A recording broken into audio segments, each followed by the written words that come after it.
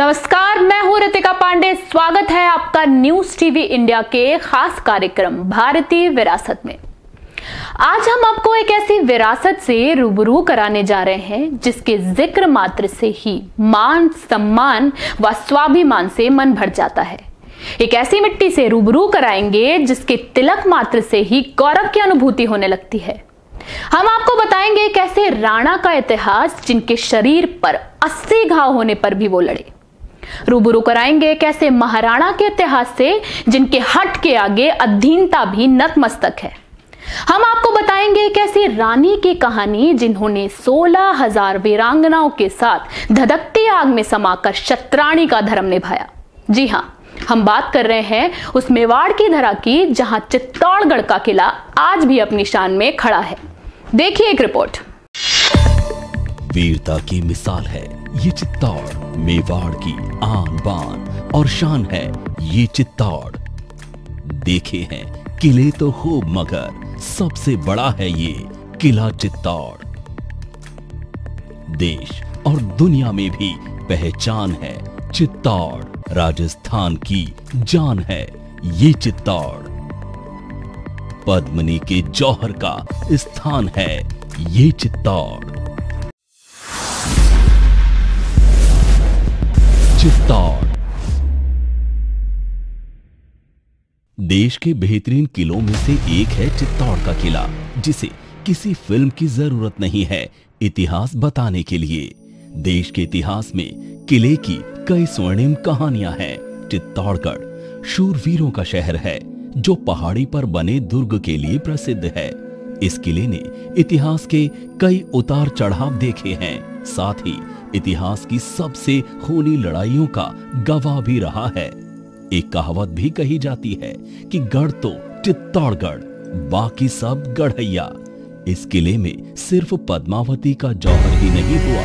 कुछ इतिहासकार मानते हैं कि इस किले में अभी तक 3 जौहर हो चुके हैं। विजय स्तंभ चित्तौड़गढ़ के किले में सबसे ऊंचा ये स्तंभ है। तकरीबन 120 फीट ऊंची इस स्तंभ का निर्माण महाराणा कुंभा ने मालवा के सुल्तान महमूद खिलजी पर विजय के उपलक्ष्य में करवाया था। इसकी सभी मंजिलों पर देवी और देवताओं की मूर्तियां बनी हुई हैं। ये चित्तौड़गढ़ का किला जो है सबसे बड़ा किला है पूरा राजस्थान में नहीं, बल्कि जहाँ तक मुझे आइडिया है लगभग कई स्टेटों से छत्रपति की दृष्टि से सबसे बड़ा है। और सबसे खासियत इसकी यह है कि यहाँ के जो महाराणा थे उन्होंने कभी किसी की अधीनता स्वीकार नहीं की। अकबर के राज से लेकर के कई हुए, लेकिन उसने अपनी तरफ से चाहे जंगल में रहा हो, घास फूस की रोटी खाई हो, चाहे वो जंगलों में जिंदगी बिताई हो, लेकिन उसने अधीनता स्वीकार नहीं की। और इनके थोड़ा सा दूर पद्मावती का जोर स्थल भी है और बहुत ही अच्छी जगह है। उन्होंने भी ऐसा है कि पहले बलिदान देते थे अपनी मातृभूमि के लिए, लेकिन चित्तौड़ का किला जो है सबसे बड़ा और सुरक्षित माना जाता था क्योंकि क्षेत्रफल में बड़ा है। तो अगले को अटैक करने के लिए भी इतनी सेना लगानी पड़ती थी चारों मेर। तो चारों मेर इतनी सेना लगाने के लिए भी तो बहुत, उसको भी तो खर्चा बहुत आ रहा था। महाराणा प्रताप की सेना के बारे में, महाराणा प्रताप के पास मारवाड़ भीलकोर थी, MBC, तो वो आज भी है। राजस्थान सरकार के पास भी है वो, ऐसी बात नहीं है। मारवाड़ भीलकोर बहुत पुरानी है। और गाड़िये लुहार थे जो बेचारे इनका जब राज गया तो उन्होंने कहा कि जब तक सिसोदिया वंश का राज नहीं आएगा तब तक हम कहीं स्थायी ठिकाना बना के नहीं रहेंगे। तो वो आज भी घुमकड़ जाति के लोग हैं, अपना व्यवसाय करके पेट भरते हैं और आज भी पूरे राजस्थान में घूमते ही रहते हैं। राजस्थान में, MP में जहाँ भी मौका मिले उनका आमदनी होती है 4 रुपये, वहाँ चले जाते हैं। लेकिन चित्तौड़गढ़, हाँ जी, मेरा नाम चंदन सिंह है, मैं सिसोदिया वंश से ही आता हूँ, गहलोत मेरी जाति है। पद्मिनी महल चित्तौड़गढ़ दुर्ग में राणा रतन सिंह की प्रसिद्ध सुंदरी रानी पद्मावती का महल भी है।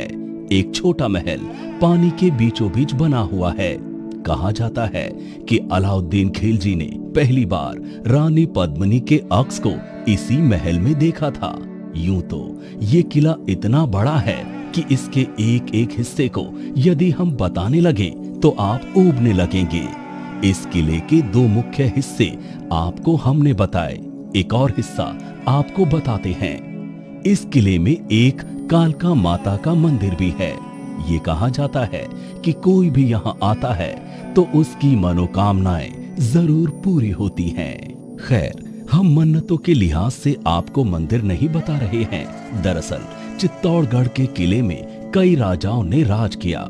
उनमें से एक सूर्यवंशी भी थे। ये मंदिर पहले सूर्य का मंदिर हुआ करता था। बरसों तक ये मंदिर सूना रहा। उसके बाद इसमें कालका की मूर्तियां स्थापित की गई। हर वर्ष इस मंदिर में एक विशाल मेला लगता है।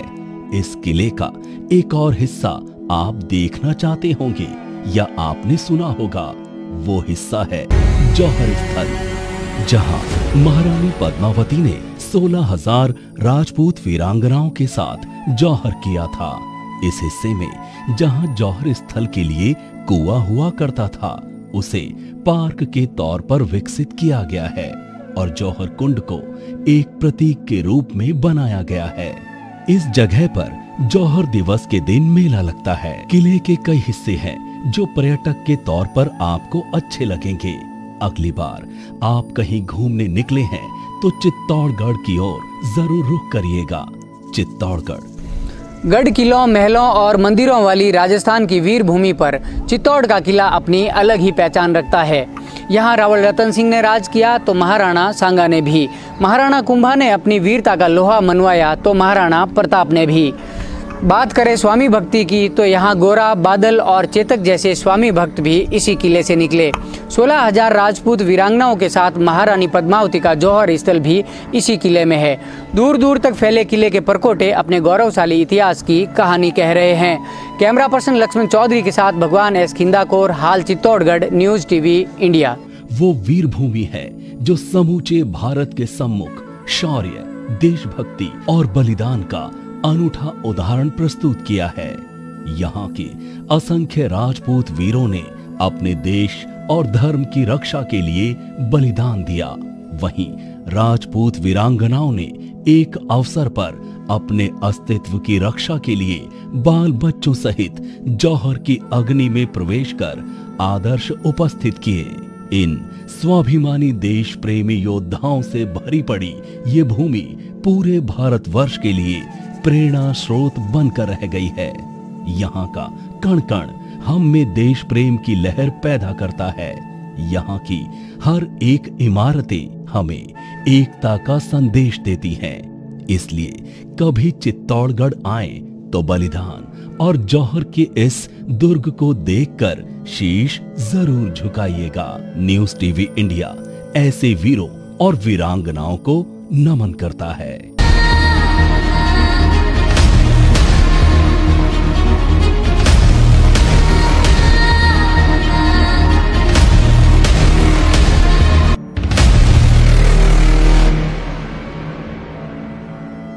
ताज़ा न्यूज़ अपडेट्स पाने के लिए हमारे चैनल को सब्सक्राइब जरूर करें और शेयर एंड कमेंट करना ना भूलें।